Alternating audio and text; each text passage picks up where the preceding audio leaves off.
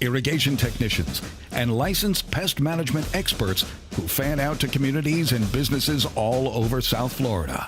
Experienced, on time, and dependable. Our staff is fully trained, licensed, and insured. Contact us by phone, email, social media, or through our website to answer all your landscape questions. We are Cutter's Edge. Total Landscape Solutions.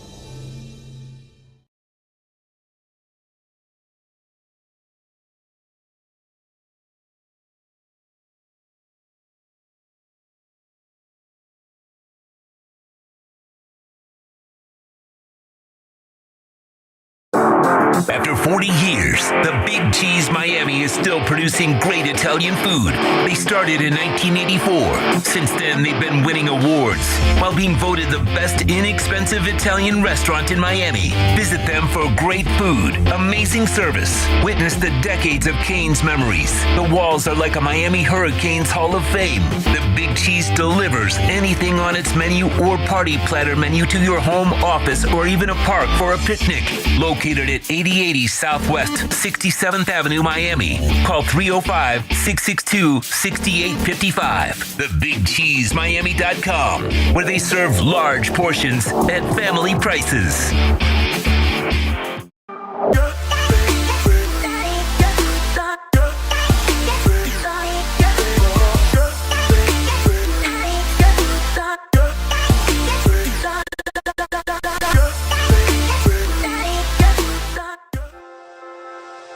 He's flying his stunt plane from Welton Rayom. Dan and I have been in business together for over 22 years. We're not your typical lawyers. When Dan's not working in the office, he's flying his stunt plane. When I'm not in the office, I'm either getting tattooed, bowling, riding a motorcycle, or going to concerts. We might not be your typical attorneys, but we are aggressive attorneys, and we'll do whatever it takes to get you what you deserve. Consultations are always free. Call us anytime, 24/7. Welton Rayom can help.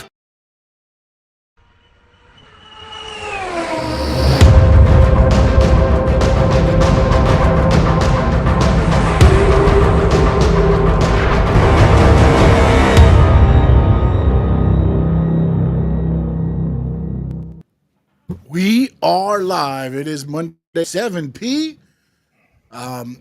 I may sound a little off. I'm sorry, I'm getting over a little bit of a cold, but you too, Sean Stanley and Spencer O'Neill. Yeah, it wasn't even like I got hit and then like I got hit by a truck and then it was gone. Like it's the weirdest thing. I don't know. So, was negative on COVID. So good. Yeah, I got that Thursday into Friday, and then I was kind of just chilling out on Saturday. So I was out in the sun. My wife had me put together this like above ground redneck pool for the kids. It's like 2.5 feet deep. Yeah. It was like 110 outside with the humidity. It was crazy. You build a patio around it, little bar and stuff, or what do you got going back there, man? It's not big enough for a patio. Although when I was a kid, my uncle Gary, yeah, I know you're not watching, but whatever. Maybe in North Carolina, he had like a 4.5 foot redneck pool that he did build a deck around. It was pretty cool. No, I mean, it's one of those things now. What they're doing is they're getting like, the bigger pools and they'll dig like, I don't know, a foot and a half under.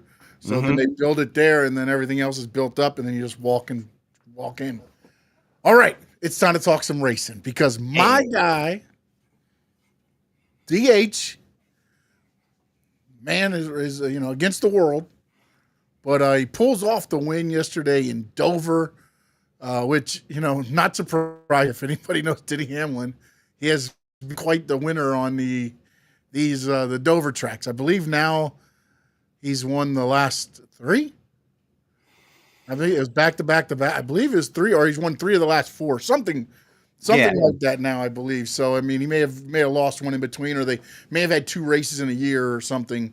But he stays consistent in this race. And just to kind of go through real quick, up until the final ending of the race, 15 laps to go and the rain comes, the race was pretty just a race. I mean, it was, you had your tires that were issues. You had a couple spins that were I don't know about unexplainable because I'm not the one driving 130 miles an hour or 120 into a turn and or, and driving next to a car going the same, things like that. But you had Chase Elliott pretty much dominated the beginning of the race. He ended up leading 238 of 407 laps. He won stage one. He's cruising in stage two, and then the pits happen. He falls behind, and then he made up. He ends up finishing, I think, sixth, but he never got back up to the front because, again, when you're in Dover, you get in that dirty air, your car runs a lot different.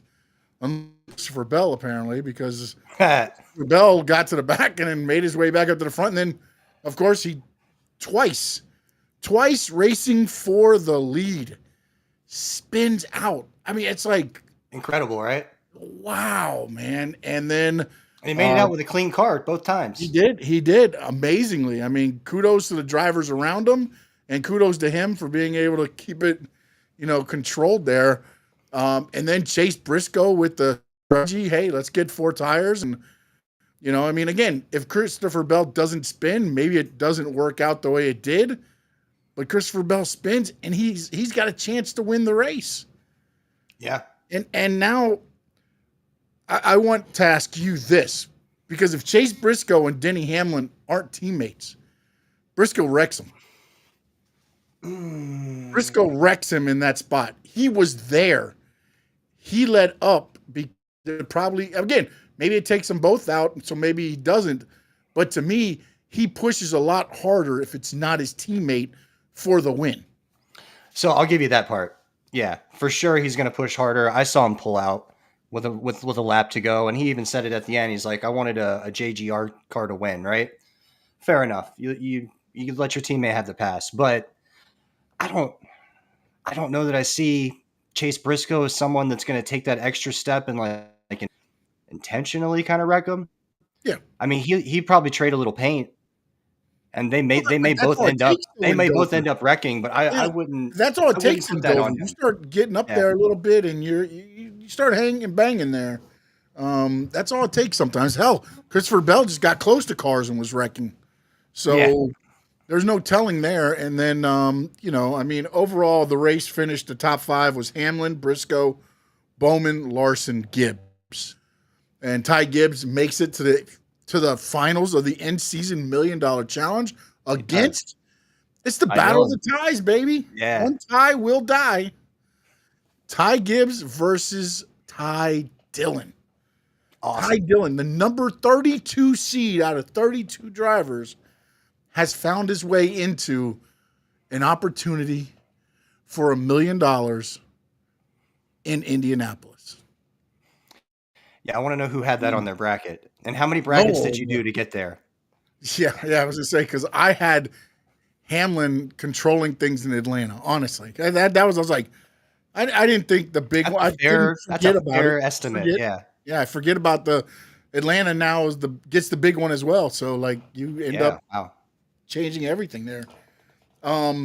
So we're going to dive into some conversations here in a minute, but I want to go this route.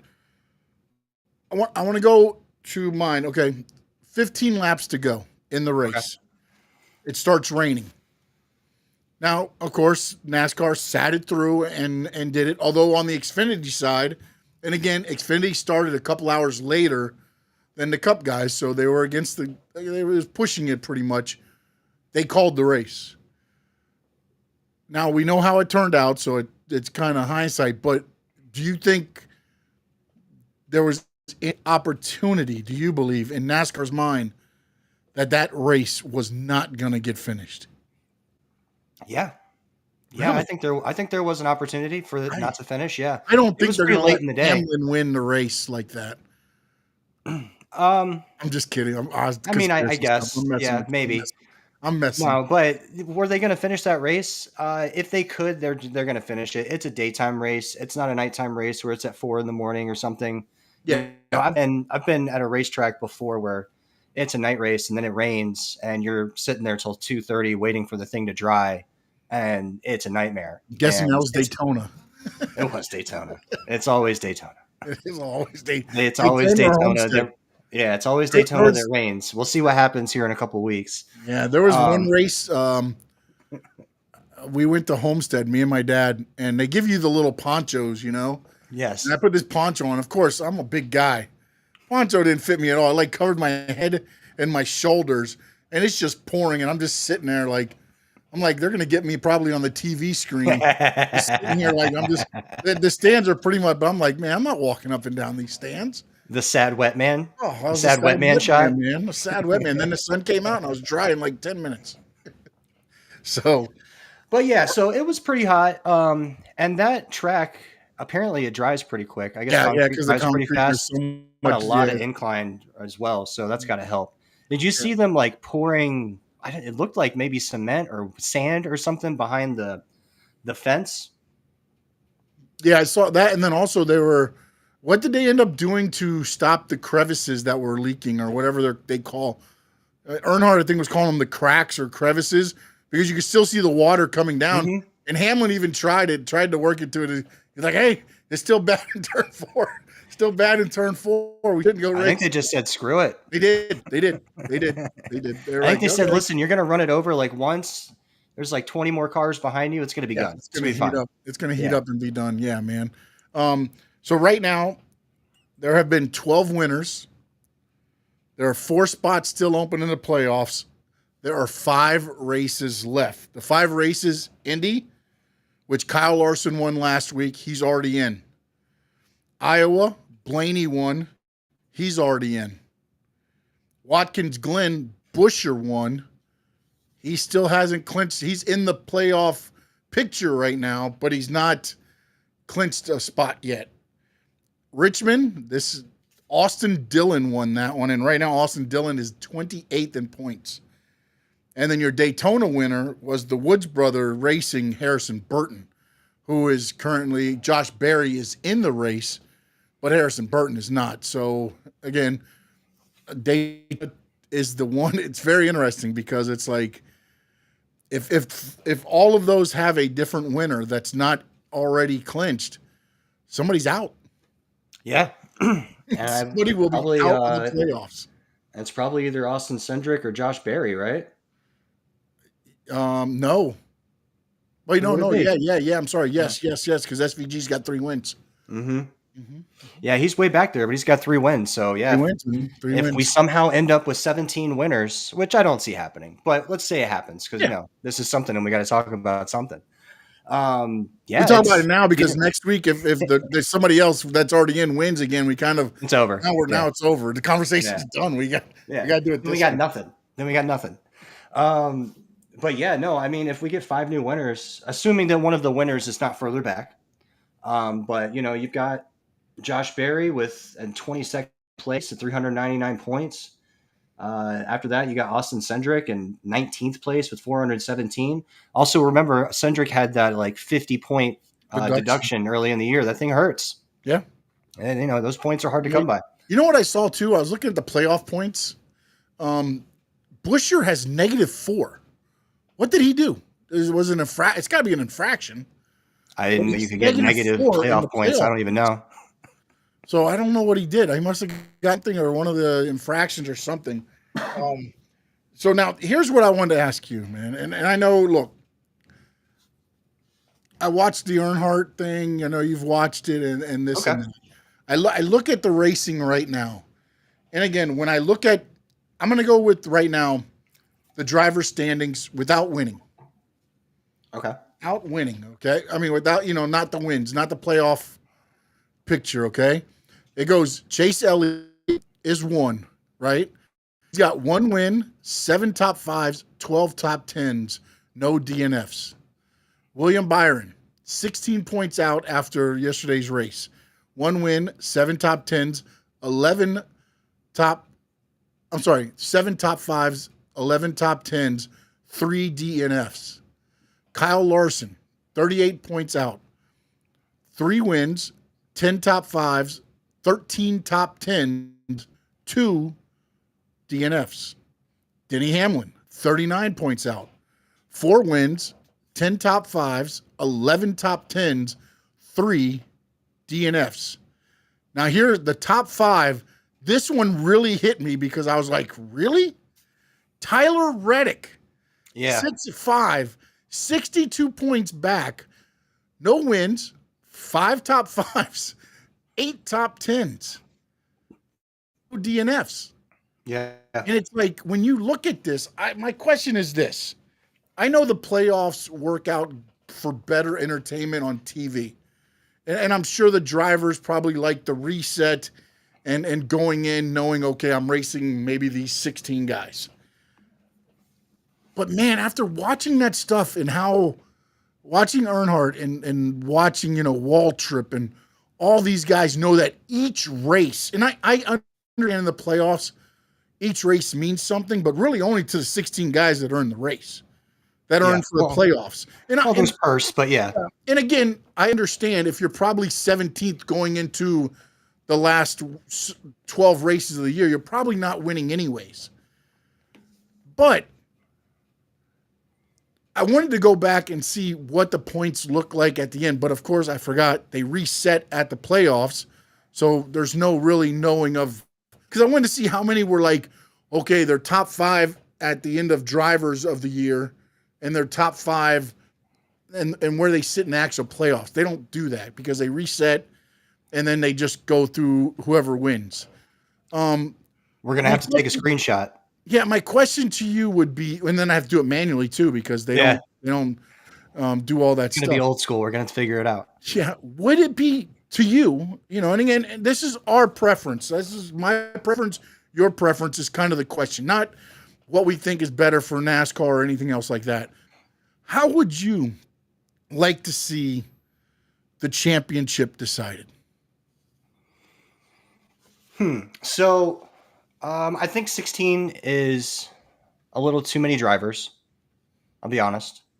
They could do with just like 8. The top 8 is fine, and I would say that 10 races is too many. There's too many races in the playoffs. There's too many drivers in the playoffs. And I'd like to see it maybe 5, 6 races with about 8 people. And I think that would be okay. I like the playoff system. I don't want to get rid of it because, I remember seasons when I was young and you would know who the champion was like 3 races to go. So, like, what was the point of the last 3 races? That's because they had a dominating season, though. Yeah. No, and of course, bad for TV. It's bad for entertainment. This is entertainment. People don't want to tune into the races because they don't mean anything by the end of the year. Yeah. But also keeping, like, this is entertainment, it's not that serious. This isn't world politics. We're not bombing Iran. This is NASCAR. We're having fun. So we want to keep the party going. But here's my problem with this. And I look at and again, it didn't upset me until today because I didn't realize that the guy's really racing. Because your guy has 4 wins and you're like, what the hell? No, but my problem is this. You've got Tyler Reddick, right? Everybody's like, he's not running well. Bullshit, he's top 5 in standings without wins. And if the playoffs started today, he goes to 13th.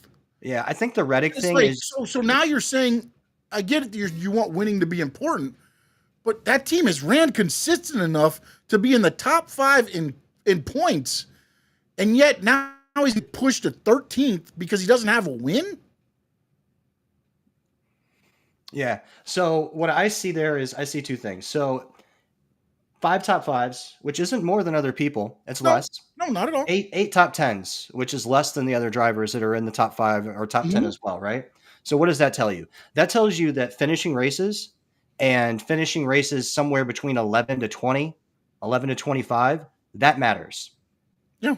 So like, riding it out, having a tough day, slugging it out, trying to get in, 17th place, that kind of stuff will set you up for the future. Getting no points at all, that's when you really get hurt. That's what that tells me. And as far as Tyler Reddick, I think the big thing with him is that he was so successful last year. Yeah. It's startling. Yeah, it's startling to see him not win. And then also, like, because he's not winning, it seems like he's not doing well. And he is doing well, but you don't really see doing well until you look at the total standings where he's 5th. And it's like, okay. But even then, you have to really think about it because, like I said, he has less top 5s, less top 10s. Yeah, but he has How is he 150 stage points. Yeah. Think about that. He has 150. Chris Buescher has 71. Joey Logano 97. Ross Chastain 59. He's up Where's there, Bubba and on stage points? the stage points are what's got him up there. Yeah. Oh, William Byron's got 207. Yeah, no, he leads it. He leads it by a lot. Bubba's the king. Bubba's the king of stage points. He's got 133, and he's at 13th. Yeah, no, that saves you. I mean, the stage points, doing that strategy where you end up coming in.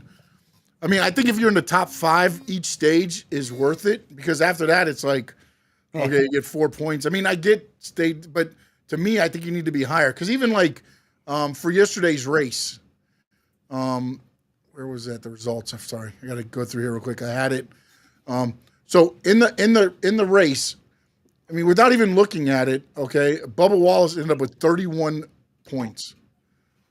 Denny Hamlin had 57, Chase Briscoe 44, Bowman 49, Larson 40, Ty Gibbs 39. Wow.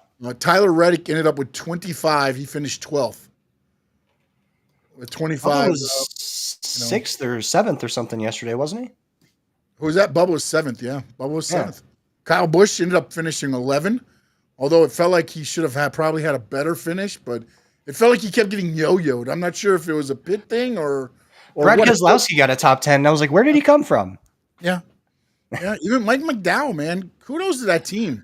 13th, man. 13th, dude. That's not terrible, man. I put a very, very small amount of money on Mike McDowell to make a top 10 yesterday, and he was just there real close all day, and he just never got there, and I was upset because it was like 5 times what I put in, right? Mm-hmm. So that $5 would have been like 25. I was like, hey, but no, it never happened. Thanks, Mike. Way to go, buddy. How about SVG beating William Byron yesterday, huh? And Ross Chastain. What happened to Ross Chastain? I thought did he get knocked out? Yeah, he got knocked out. Later in the race? Yeah. He finished 302 laps. He was one caution where I can't remember what exactly happened with him. He hit the wall and kind of backed it in, and then he was the car they had to pull out, I believe, right before the rain came. Yeah. Did you see poor Noah Gragson? What was poor? Why poor? What happened? Well, because he got knocked out with right after the rain. Right after the rain, they sit to talk to him. They could take the shot of him blowing his hair out with the fan, looking cool. Yeah, and I saw that. Nice hair, man. Yeah, the pit guy was sitting with them next to him. They're all in the stall, just chilling with the fan. He made an inappropriate joke. Kicked out. You got the guy in the interview, and man, if I was those crew guys, I would have been. He made an inappropriate joke. They spanned away from him real quick because of it. But he said, "Listen, I just want to finish this race. I'm real close. I just want to finish it. No more than 3 laps in, bam, he's out." And it's like, oh, he's like the announcer's curse. You said the word out loud, and they came and got you. Yeah, well, his wreck was he was part of the collection of the Bell thing, right? The people avoiding Bell ended up hitting each other. Yes. Man. So, for me, I would like to see it, again, mean more going into the – I don't know if it's – look, the playoffs, I get it, are great for TV, and they make the money. That's what's going to run everything. But I just wish it would be also an importance on – and I get they wanted to make winning important, and winning is important. But also running consistently and finishing races should have some kind of importance in this, man. I mean, say it ends now. You've got Tyler Reddick, who's top 5 in points. Again, got 5 races left. A lot could slip down, and this is a null conversation. But right now, if it was to win today, he starts 13th, 100 points behind. Like, I don't understand how you get penalized for running consistently, and there's no way you're making it to the next round if you're that many points behind. Right. I mean, unless everybody in the field wrecks, and then you can get up to, without winning. Or you get a win, I guess, and you automatically advance. But it's just like, I don't understand how, and I guess Chase Elliott looked the same thing, man. Right now, he's number 1. And I think if we look at the playoff picture, It just says it says he has 6 playoff points. Yeah, he goes to 5th. Yeah. You know what I'm saying? So he drops 4 positions as well. And then, I mean, and again, I'm not getting the whole thing like, look, SVG's won, right? You win, you're in, he's in. Josh Berry, same thing. You win, you're in. Cindric has won before, so it's not something new for them. And again, Josh Berry hasn't been in long, but like, man, it's just, and I look at the tracks coming up and it's like Daytona's a crapshoot. Yeah. Richmond, Austin Dillon won, I believe, with strategy last year. Busher won at Watkins Glen, which I have to believe SVG's probably going to be another candidate to win that one as well. So that might be 4 wins for him possibly. Blaney, if he wins, that'll give him, I think, 2 wins on the year, or 3 wins maybe. And then Indy was Larson last year. He's got the most laps around that place. Yeah. And if he wins, he'll have 4 wins, so he'll be up there with Hamlin too. So it's going to be very interesting, man. But I get it. Winning is important, and it means everything on the things, and everybody knows how I feel about the stages as it is. And then I feel like you just, like yesterday, for instance, and this isn't the end. This isn't the Cup side. This is Xfinity. They run so few laps that they technically didn't have to pit after the first stage. They could have went to the second stage before they needed to pit if they wanted to keep the tires and all that stuff. Like, how does that make sense? I mean, if I'm a crew chief, I'm like, okay, all right, let's see. We get a free pit stop. I mean, I get it. Some places eat up tires, so you got to bring in or whatever, but you're not even pushing the cars to get. So that's my take on it. And again, this didn't upset me until I was doing research today and saw how Tyler Reddick, who I didn't even think was running as good as he was, is running, 5th. And then now you're going to penalize him 8 spots because he doesn't have a win, but he's running more consistent than anybody else in the stages. Which is why you set up the stages, right? So it's just like, all right, man. I know you had a question too. Yeah. All right. So how many? All right. So there's 12 winners or 13 right now? 12, right? I had 12 winners. I think that's what it is.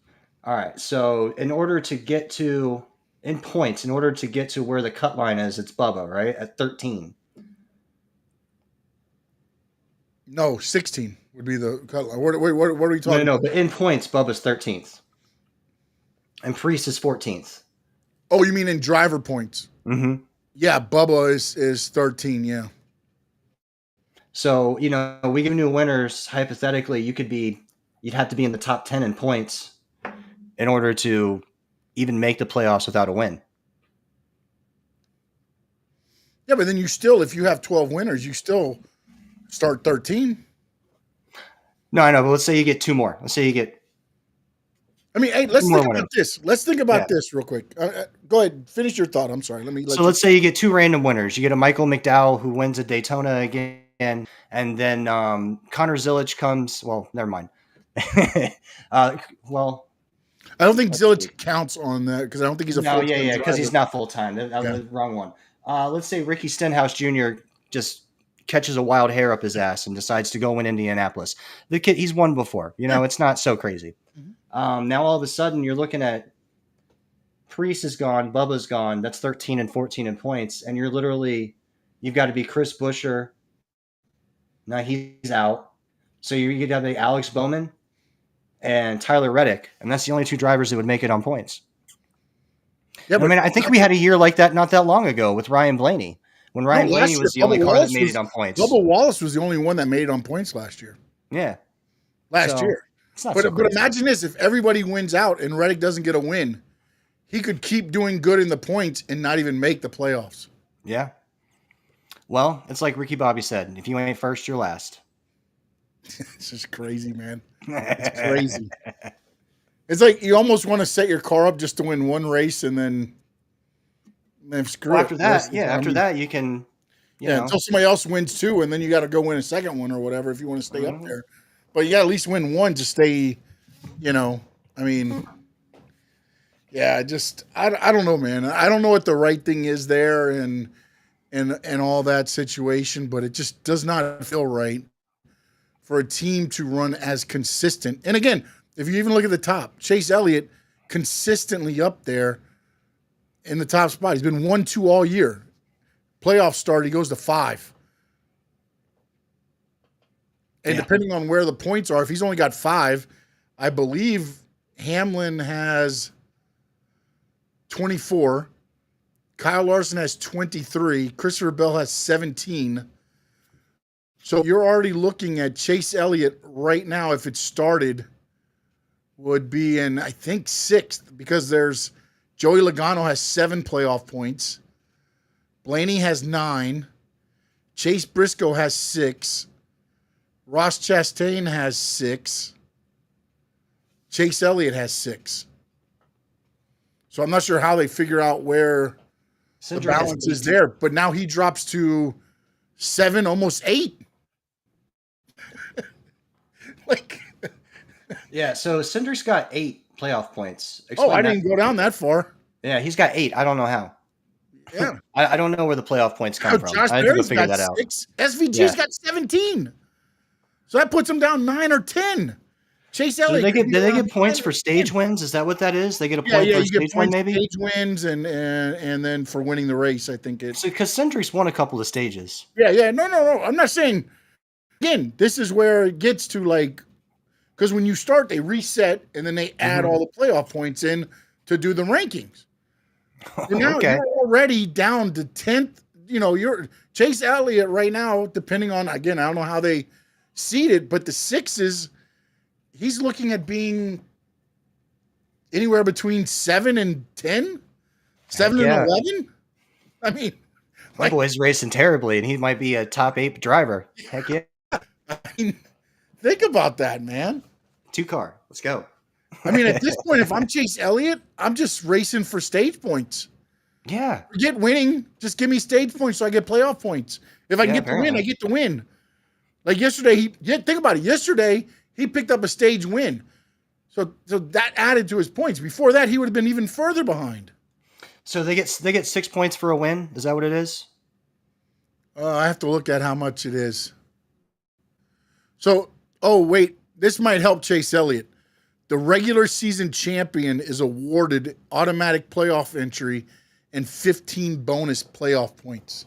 Nice. Okay. So if he can stay there, it does matter. There's something there. 21. Yeah. So there's something there. It's not nothing. Yeah. So it'll be interesting, man, to see where that goes. Again, it's never going to change because the money is being brought in. So there's no. But when I did watch that Earnhardt documentary, and if you haven't watched it yet, please do yourself a favor. Go check that out, man. It is awesome. But when you look back at it, it just was a different style of racing, man. So different than what we have today. Very much so. So that begs the question. I think I sent you a tweet. I don't know, whatever the hell you want to call it. I sent you a message asking, do you think you could make an argument that Denny Hamlin is a top 10 driver all time?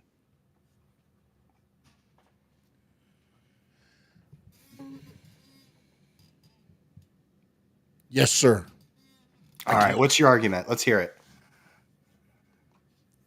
I mean, look at this guy. He 58 wins. All right. I get it. What does he need? I think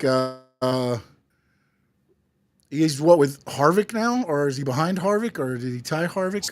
So he's 2 behind Kevin Harvick. 60 wins is that 10th spot. He can tie for 10th. Right now he's at 11. Mm-hmm. He passed Rusty Wallace, who had 55 wins.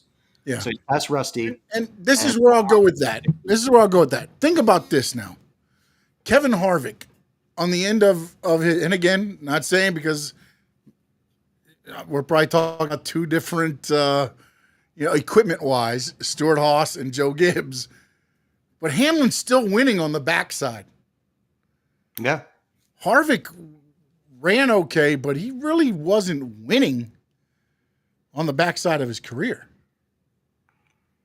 He would get a win here or maybe a win there, but when you look back on it, and if you're telling me that's number 10, it's like I feel like, to me, Hamlin can go on the drafting tracks, and he's a good drafter. Of course, you've seen him in Dover he wins, the paperclip, Martinsville. Those tracks he's great at. Again, probably needs to work a little bit more on the road courses, but I don't think he cares about the road courses, man. Yeah. I just look at it as he reminds me of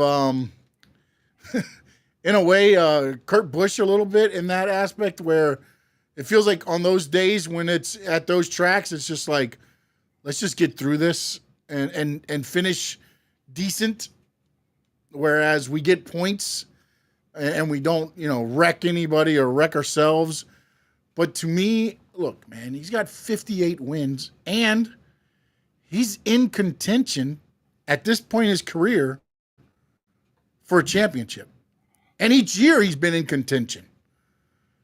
I mean, the one year, hell, it took a video game move to knock him out. And It's a hell of a move. Yeah. Yeah, it was great. I mean, I wish there was more of that, honestly. I know it happened to my guy. I can't believe they told him they couldn't do it anymore. I can't either. If you want to wreck your race car, go wreck your race car. Man. That was awesome. But the thing I would say is this: if you do that and you can't control it and you take somebody else out, you will be penalized. Yeah. You know what I'm saying? But he took nobody out. Just nobody expected him to do it. And he just went by everybody. So, but to me, the fact that he's still competitive and he's still winning at this part of his career, it's got to put him up there. And again, I'm looking at, I don't know the whole history of, before when I really started watching. I mean, I know Earnhardt 7, I know Petty, the championships. I know that's a different conversation there. Because it's all the same conversation. It is in a way, because when you look at that, again, those guys race in an era where they were dominant. Jimmy Johnson, he raced. But he was dominant, raced against each other. He was dominant, bro. He was dominant. And who was he dominating? Everybody. Everybody. Yeah. And I'm not saying he belongs in like the top 5 or anything like that, but you talk top 10, I think you could throw him in there. And that's why I'm saying, like, top 10 to me doesn't as much factor in championships. So because I'll give you, once you get in the top 5, you're looking at like the guys that have won championships. Yeah. So the problem with that is there's a lot of people that have won a lot of championships. So I'll say this: when I'm looking at drivers, like, I do draw a distinction, but I draw the distinction somewhere around the 70s. So for instance, like, I'm not considering Lee Petty. I'm not considering Buck Baker, Ned Jarrett, Joe Weatherly, like Tim Flock. No, you're out of the conversation. I'm sorry. It's a different era. But once you start getting to the Richard Petty, but Cale Yarborough, even Richard Bobby Petty, Allison, David Pearson, as great as they were, that still was I mean, you had 3 or 4 guys that could win then. Like, all the wins were going to be, I mean, if you watch any of the documentaries, hell, what Waltrip win? Like 17, like 10 races, it felt like they said. Yeah, it was a lot. I don't remember the number. Almost a half a dozen or a dozen races that won, because look, I mean, yeah, there were some names there, but the cars were always like now, to me, it feels like that competition is a lot more distinctive than it was then. And again, I mean, you can draw the line, again, it's your preference on where it goes. But to me, I still think it's like when you get to like the 90s and stuff, man. For me, it's like Earnhardt, Gordon, like those guys, that when that era started, to me is where you can look at and say, okay, where do the drivers rank? And that's taking nothing away from the guys that won before. That was just a different era to me. I don't know, man. The cars in the 70s and the 80s were fast. You know, it's Yeah, but they were paid for. It's like F1. If you had the most money and you could get the best car, you're gonna win. other people had good cars too. I mean, there was guys winning by 10 laps in some races back in the day. I mean, don't tell me their cars were competitive. All right, so your best argument, the best argument for Denny Hamlin being a top 10 driver ever is the wins, right? This is the only thing I got. The best argument is this. What is it? It's freaking Denny Hamlin. He's close, bro. A lot of people would disagree with that. Hamlin versus the world, baby. So, all right, I'm sorry, but championships do matter, and he has none, but he's still got time. He can fix that. But I know. He robbed a lot of them. I mean, well, let's give him credit for what he does have, because I don't think he's far off. So, you know, he's knocking on the door of the top 10 as far as wins. When you go through the top wins, I don't see anybody on here that I would discount. So Richard Petty has 200. David Pearson has 105. Yeah. You can discount them. I'm not discounting David Pearson. I'm not. I don't discount any wins. What I'm saying, though, is it's different when you were winning in that era than when you're winning in this era. That's I take nothing away. They won 200 times. How the hell am I going to take anything away from a guy that has won 200 races? But what I'm saying, though, is the competition today, NASCAR has made sure everybody's at least on a more level playing field than what it was back then, is what I'm saying. I'm not trying to take anything away from any wins that those guys have. But to me, the level playing field is a lot more than what it used to be. So I'll give you that. All right. So after that, third, you got Jeff Gordon has got 93. Yeah. Bobby Allison at 84. Darrell Waltrip at 84. Jimmy Johnson at 83. Cale Yarborough at 83. Dale Earnhardt at 76. The only racer above him that's still currently racing, Kyle Busch at 63, who's been stuck there for a while. And then you've got Kevin Harvick. It doesn't look like he kind of feels to me like he's Kevin done. Harvick.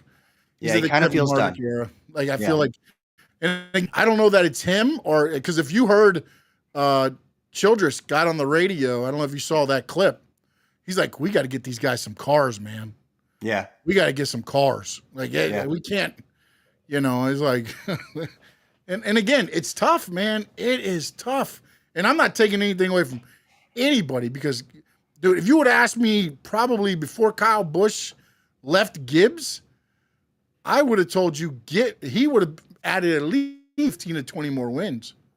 Yeah. And I may be wrong. There, but it felt like if he would have stayed, those cars were more competitive than what he's been racing. And I want to be clear, the Kyle Busch wins are all Cup Series. Yeah. Oh, no. Yeah, we can't even get it. He's got a lot more than that. 100 and something Xfinity wins. Oh, it's crazy. It's I don't even know how many truck wins. Yeah, I mean, he's probably got over 200 across the three brands, the three brands. So here's really the flaw in the argument, though, is championships. So Richard Petty's got 7. That's 1. Earnhardt 7. Jimmy Johnson 7. That's 3 people. Jeff Gordon's 4. That's 4 people. Darrell Waltrip's got 3. That's 5. Cale Yarborough's got 3. That's 6. Tony Stewart's got 3. That's 7. I know he's got more wins than Tony, but I'm sorry, Tony's higher up. He's got 3 championships. David Pearson's got 3 championships. Lee Petty, I'm discounting Lee Petty. It's too long ago. So then you go to the list of people that have 2. Terry Labonte. I don't know that I would put Terry Labonte above Denny Hamlin. I think that's... I think if Hamlin wins 1, then there's more of an argument. Than he's probably he could probably be... Labonte won 2 when that era was... That was still a tough era. I mean, again... Yeah. Some of the cars but you still had your 10, 11 cars you were racing against, you know. He won in 84 and he won in 96. Yeah, so yeah. I mean, 96, those cars look good. Then there's a bunch of people that won back in the 60s, and you've got Kyle Busch. So you've got a list of people that have not just one championship, because I don't even want to get into that list. That includes Rusty Wallace and I'll be honest, I think at this point in time, there's a fair argument that Denny Hamlin's ahead of Rusty, as much as I hate to say it. So I would put Denny somewhere around 12 to 15. I mean, he's right there. Yeah, I think if he gets a championship, then he jumps up probably more concrete into a top 10. Because again, Now the He's flirting problem with is it depends on how you look at, because like, man, he can win on every track. Minus, I guess, the road courses technically, but I don't call that a track. I like the road courses. I like them. I know you do, man. That's where we differ, man. Although, man, I like strategy, and there's some, hey, we're doing this, we're going to stay out, but it's tough to watch. That's my problem with the road course. It has gotten better though with the drones, and then they put more cameras out and they've got drones out. It has gotten a lot better. And a couple of the tracks have made a little bit longer, and dive bombs areas where you can, because that's the other problem is on the road course, there's only 2, maybe 3 plausible places. I mean, you could push an issue probably anywhere, but if you're trying to race clean, there's only 2 or 3 places where you have to set them up in turn 6 to pass them in turn 12. And again, driving wise, that's exceptional. That's fun to watch. But when that's not happening, the other 40, 50 laps of that race has been pretty like, oh, okay, all right. Unless you get Cody Ware running into the barricade at 190 miles an hour. So, all right. Trivia today or no? Yep. 1 second. Oh, he's checking. I deleted it. Well, I deleted it. I deleted it earlier. All right. So, first year of the Cup Series, 1949. Oh boy. Oh. Yeah, I know. I didn't know the answer to this either. It was just I knew the question. So don't feel bad. Who was the first Cup Series champion? It's got to be Lee Petty or somebody, right? No, but that's a good guess. I think he'd won, if I remember correctly. I think he said he won right after that. Lee Petty won in 54, so not far after. A guy by the name of Robert Red Byron. Red Byron. I want to say they called him the Red Baron, but I might have made that up in my head. I think he just got into the Hall of Fame. Did he? Like in the they have the new era. I believe it was somebody said they won their first a while ago, and maybe not this year, but a couple years ago, maybe possibly. But and I'm probably Byron was a World War II veteran who overcame leg injuries to race cars. It's awesome. Awesome. No, and again, back then a lot of it too was moonshining and all that stuff. I mean, it was, dude, people were different. Yeah. I mean, it was. Think about this, man, and again, I mean, I know you've watched it, and not trying to put spoilers on it for anybody that hasn't watched it, but if you haven't watched it yet, you're obviously probably not gonna go. Yeah, spoiler alert. Turn it off. To hurry to watch it, but like when you're talking about like Earnhardt and like how he was brought up and like his dad really didn't help him out a whole lot, and then Dale Jr. in turn and Kerry and Kelly even, you know, and then till one of his friends was like, bro, you need to buy him a car, man. And then it took off from there. They started winning. Yeah. Yeah. And then the other the one thing, man, that teared me up a little bit was when freaking Junior said that he felt like his dad finally acknowledged him when they started getting tighter when he came to DEI, which is I think 2000, and of course anybody knows Dale Jr. was he didn't have much time. He didn't have much time at all. Felt that him and his dad had, finally found some common ground to where he looked at him as equal, or like he's proud of him. Yeah, and it's like he's fucking proud of him. Like, the next clip on the damn thing is the accident. It's like, bro, why? Why you do that to me, man? Yeah. Not only was he proud of him, his dad dies there, and he goes and wins the damn race. He goes and wins the 400 on July 4th. Like, how incredible! Yeah, you literally couldn't write it. It was Michael Waltrip Dale Jr. 1-2 in the Daytona 500, and then vice versa in the Coca-Cola 400. Yeah. And so when Michael Waltrip said, for some reason, I had him, and I couldn't. My car wouldn't go to the side I needed to go to for whatever reason. I said, I'm staying right here behind Junior, and again, it took him to victory, man. And that's just, it's things, man. It's like when they show it again in I got a little, teary eyed again too when Senior finally won the Daytona 500. Man, that line that was lined up, like that's something that just doesn't happen, man. Yes. And for that guy, and if you watch it, look at what he was and what he became. Like that's part of the story that I thought was just told so well. Yeah. Where this rough redneck kind of guy just out there driving to drive, and then all of a sudden he becomes a businessman. Like, you know what I'm saying? Like it's like wow, man. Wow. The dealerships, I spent a large part of my formative years in Eastern North Carolina in a town called Kinston, North Carolina. Hey, I was in Jacksonville when I was in the military. Yeah, so I I spent time the in base from you. I know you. Yeah. My grandfather was the director of aviation of the county next to that. He used to live in Richlands. Kinston Indians. I saw the baseball. Yes. I went there a couple times for that baseball team. Yeah, they're gone now. Are they gone? Oh, Mhm. that sucks. Yeah, I know. It was awesome. Did they take away the whole Carolina League? Like No. I don't think the Oh, Carolina League is just gone. Kinston? I don't know. I don't think so. But yeah, the Indians are gone. I don't even think they renamed them. I looked it up the other day. 2012 maybe 2009. It's been a That minute. long ago? Holy. Mhm. Again, I was in the military from 93 to 2000, so that's how long it was. Dude, we might have been in that stadium at the same time. That was that stadium was a high school. That was the Granger High School baseball stadium, and they just built around it Oh, okay. a traditional high school field. And they, You know what's funny? they The just- year I went to watch one of my friends who was drafted by the Braves, he played with the Durham Bulls at that time, and Durham Mhm. played Kinston. So we went there, and that's why we went to watch the games. Yeah, man, we used to play cup ball. You get a drink, you take the cup, you smash it up, and Oh, yeah. you'd hit it with your hand and like Yeah, you run yeah, the bases. Yeah, we did that. We did that in middle school, but we did the paper football. So you had that, and you had to throw it and put a little bit of a little rock or something in, so I had a little bit of weight to get it down there for the Yeah. bombs. But yeah, if you had a good win, it wasn't so good that day. All right, Spencer, man, tell them where they can get you. All right, so if I got to show this off. Oh yeah, that's right.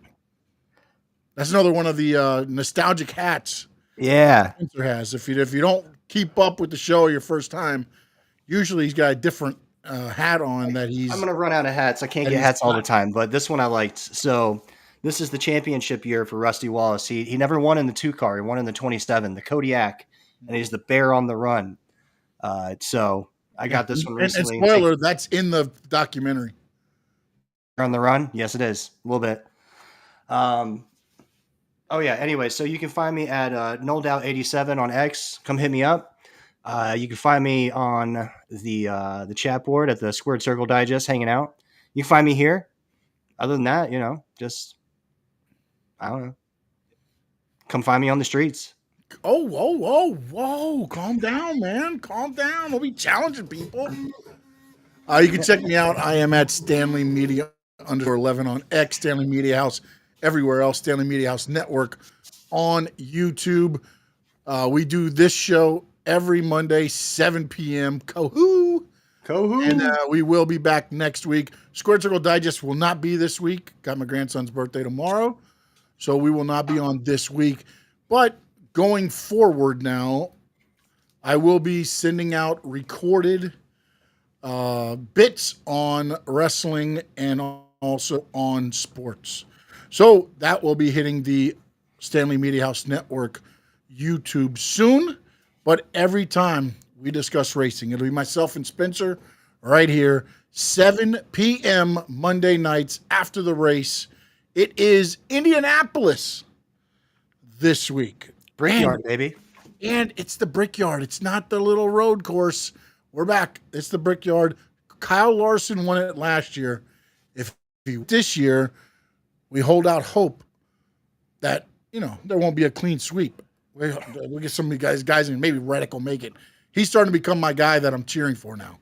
Not because he's 23-11 and he might not have a ride anymore. But, that's neither here nor there. Apparently, we have to wait till December 1st. Denny Hamlin said, December 1st, it'll all come clear. There's a plan.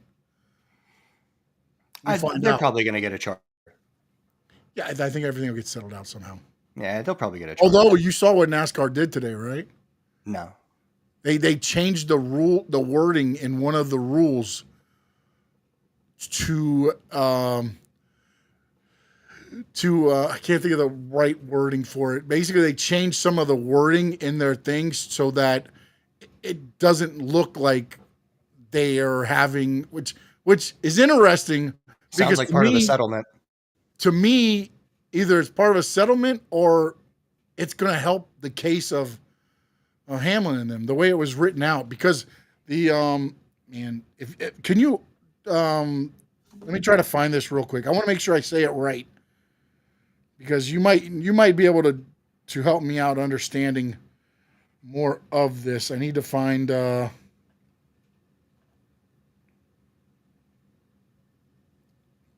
I can't find there. What's his Jeff Gluck?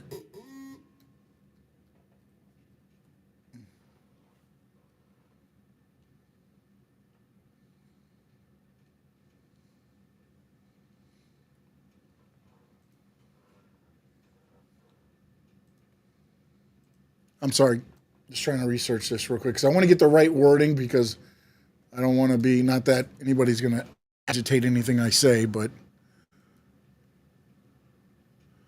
so it says, and by the way, the Cookie Monster will be the Grand Marshal from Sesame Street for the Indianapolis Brickyard 400. Hey, got to do it for the kids. So it says, this is an interesting rule book update. Sorry, let me pronounce it correctly. Just now, NASCAR has a new policy where they can limit the number of entries to 40. Mm-hmm. Then another new rule where the top cars and owner points would get those spots. This would prevent 2311 or Front Row from missing a race this season if there were more than 40 cars. I assume this would help NASCAR's argument that the teams do not need a preliminary injunction to race as charter teams because they won't miss races. So yeah, my only question to that would be, it wasn't in before. Could that have been arguments that these teams had, and now you've just put that in? Aren't you kind of showing that you're playing your hand?